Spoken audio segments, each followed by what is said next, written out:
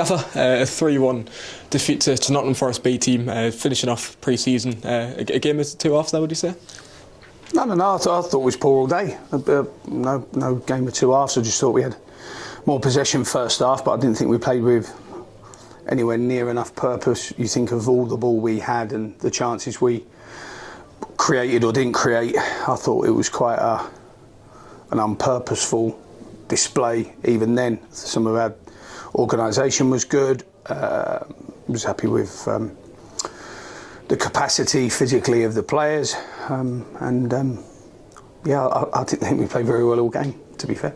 Did you learn a lot from this afternoon's test? You know, good opposition as well, a lot of them with football league experience. No, forget about the credit and a lot of respect to Warren and his Nottingham Forest team, but I've been waiting to see us get a punch on the end of the nose and see what happens. And I suppose when you're playing out pre-season, you want to see as many scenarios as possible to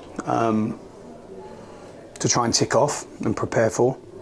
And today we got a bloody no. So I think it's good moving forward. It will definitely realign standards on Monday, and it means we can go there with the most amount of humility and work ethic that we can to Yeovil next week. Yeah, and you talk about scenarios and obviously decided not to use Manny D today, so a few different forwards up top. Was that nice to see them gel together? Yeah, I thought it was just, first and foremost, I think Tom and Manny are ready. Absolutely no problem with their pre-seasons. I think they've had really strong pre-seasons, so I didn't think they needed any more. I thought that some others needed more. I didn't want to get on the bus without anyone that we had today, but I didn't want to get on the bus without them too, definitely. Which is credit to them and where they are. And also I wanted to see what it looked like if we didn't have them, and what that scenario would look like.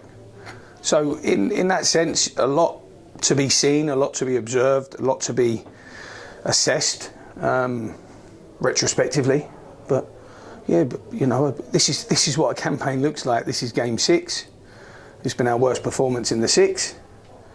But that's what a campaign looks like. They can't all be good. They can't all be free-flowing and dynamic and easy. Some of them are very hard, very difficult and very disappointing. So, again, another scenario and position for us to react to from Monday. Yeah, and Greg Sloggett and Anthony Mancini continue to miss out as well, and Kieran Wallace, I believe, continuing to make strides in training. How are all them three doing? I can't see any problem with Anthony being back in training Monday. Greg will be touch and go for Yeovil, more likely Southend, I would have thought. Be nice if he was on the bus with us next week.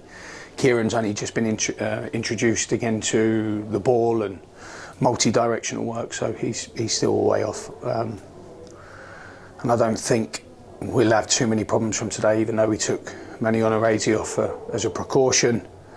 I'm not sure we'll have too many issues after today.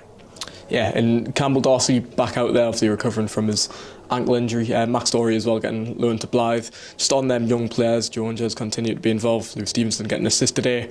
Do they remain a firm part of your plans going forward this season? Yeah, it's a bit of an odd question, that, because when you have a young player, it's not always being selfish to the needs of having players around and quantity. They still have to have a huge amount of development, which means they have to have a huge amount of different experiences.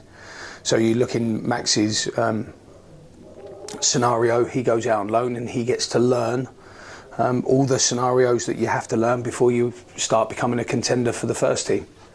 And all of them are the same. I think Louis has been the most consistent available.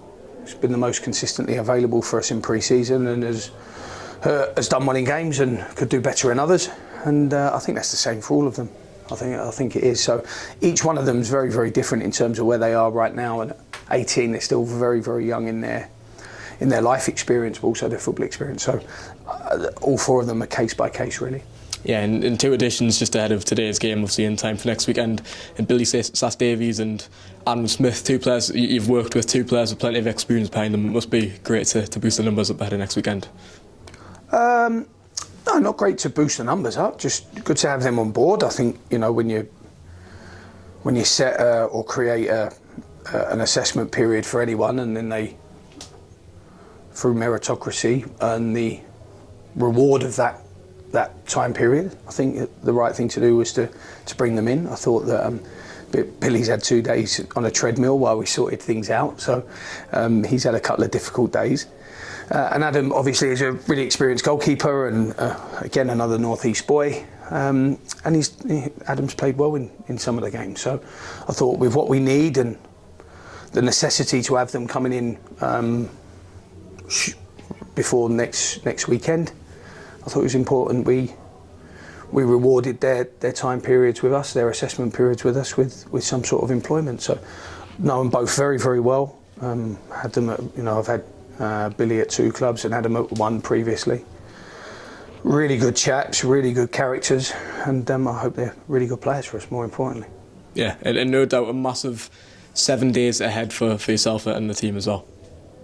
Not massive, just, carry on our standard of work. We're going into a campaign now that's 46 games long. It's not going to end at 5 o'clock next Saturday. Definitely does start at 3 o'clock next Saturday, and I think we're all looking forward to it. The players are putting an incredible amount of work, as have the staff. And I think it's time to draw back the curtain, the lights to come down, and for us to go into proper action. So I'm really looking forward to it for the obvious reasons of starting the season and going back to another club.